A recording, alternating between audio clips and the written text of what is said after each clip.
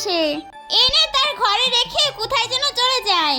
ঠিক তখনই সেখানে একটা ভয়ানক ডাইনি চলে আসে, আর ডাইনিটি টুনি পাখির সব চিংড়ি মাছগুলো খেয়ে নেয়। কিছুক্ষণ পরে সেখানে টুনি পাখি আসে আর এসে বলে, আরে ডাইনি, তুমি আমার সব চিংড়ি মাছ খেয়ে ফেললে। আমি এবার চিংড়ি মাছের মালাইকারি কি দিয়ে বানাবো? টুনি, তুই চিংড়ি মাছের মালাইকারি খাবে বলে চিংড়ি মাছ এনেছিলিস। আমি তো লোভ না সামলাতে পেরে চিংড়ি মাছগুলো সব খেয়ে ফেলেছি। কিন্তু তুই চিন্তা করিস না, আমি তো চিংড়ি মাছগুলো সব ফিরিয়ে দেব, কিন্তু একটা শর্তে। একদিন গুড্ডু জঙ্গলে কাঠ কাটতে যায়, আর সে দেখে একটা গাছের গোড়ায় অনেক সোনার কয়েন পড়ে আছে। গুড্ডু সেই কয়েনগুলো নিয়ে বাড়িতে এনে রেখে দেয়, আর রাত হতে গুড্ডু তার বিছানায় শুয়ে পড়ে।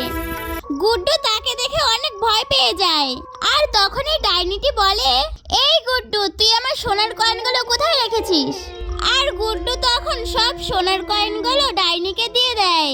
ডাইনি গুড্ডুকে দেখে অনেক মায়া হয়, আর সে ঘরের চারিদিকে দেখে কয়েনগুলো গুড্ডুকে দিয়ে চলে যায়।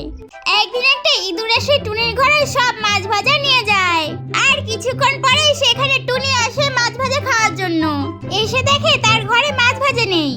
আরে, আমাদের ঘর থেকে প্রত্যেকদিন মাছ ভাজা চুরি হয়ে যাচ্ছে, কিন্তু কে নিচ্ছে আমি তো জানিও না। আর আজকে যে নিক তাকে আমি উচিত শিক্ষা দেব। এই কথা বলে টুনি বাজারে চলে যায়, আর বাজার থেকে একটা চিকেন নিয়ে আসে, আর সেই চিকেনে বিষ মাখিয়ে তার ঘরের সামনে রেখে দেয়।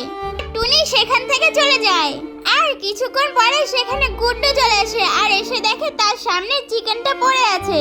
গুড্ডু লোভ না সামলাতে পেরে চিকেনটা খেয়ে নেয়, আর সেখানেই মারা যায়। একদিন গুড্ডু আকাশ থেকে উড়ে উড়ে একটা চকলেট নিয়ে যাচ্ছিল, আর হঠাৎ করে টিঙ্কুর হাত থেকে চকলেটটা নিচে পড়ে যায়। নিচে দাঁড়িয়ে ছিল একটা ডাইনি। ডাইনিটা চকলেটটা দেখে গপ করে গিলে খেয়ে নেয়। সেই সময় সেখানে গুড্ডু আসে, আর এসে ডাইনিকে জিজ্ঞাসা করে, আরে ডাইনি, তুমি কি এখানে কোনো চকলেট পড়তে দেখেছো? হ্যাঁ, এখানে তো একটা চকলেট পড়েছিল, আমি তো সেটা খেয়ে ফেলেছি। তুই যদি তোর চকলেটটাকে ফিরে পেতে চাস, তাহলে সবাইকে বল ভিডিওটাকে লাইক এবং চ্যানেলটি সাবস্ক্রাইব করে দিতে। প্লিজ বন্ধুরা, তোমরা সবাই ভিডিওতে লাইক এবং চ্যানেলকে সাবস্ক্রাইব করে দাও। একদিন গুড্ডু আর পিঙ্কুকে ঘরে রেখে টুনি বাইরে খাবার সংগ্রহ করতে চলে যায়। তখন গুড্ডু তার ভাই পিঙ্কুকে বলে, এই পিঙ্কু, চল আজকে মাকে উল্লু বানাই।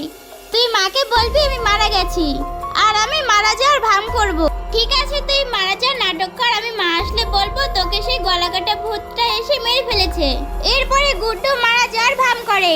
ঠিক তখনই সেখানে টুনি পাখি চলে আসে, আর পিঙ্কু তার মাকে বলে, মা, গুড্ডুকে সেই গলাকাটা ভূতটি এসে মেরে ফেলেছে।